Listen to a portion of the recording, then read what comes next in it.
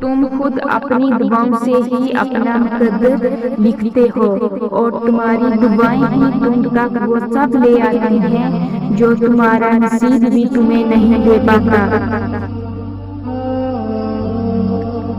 बारिश में इतनी बूंदें नहीं बरसती जितनी सजदे में सर रखने से रहमतें बरसती हैं।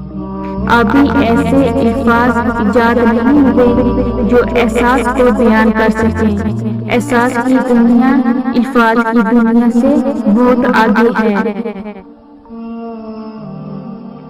हमेशा मीठे अल्फाज बोलो ताकि कभी अल्फाज वापस लेने पड़ जाएं तो कड़वे ना लगे।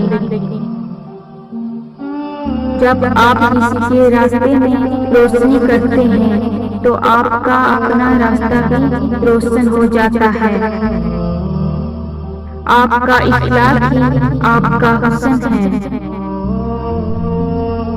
अच्छे वक्त की एक हम है कि जल्दी गुजर जाता है और बुरे वक्त की अच्छी बात ये है कि हमेशा नहीं रहता।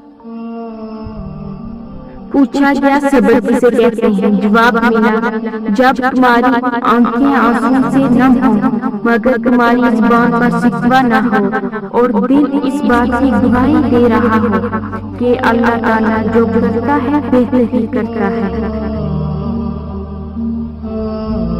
हर लिखी हुई बात पढ़ने वाला नहीं समझ सकता क्योंकि लिखने वाला एहसास लिखता है और पढ़ने वाला सिर्फ अल्फाज पढ़ता है।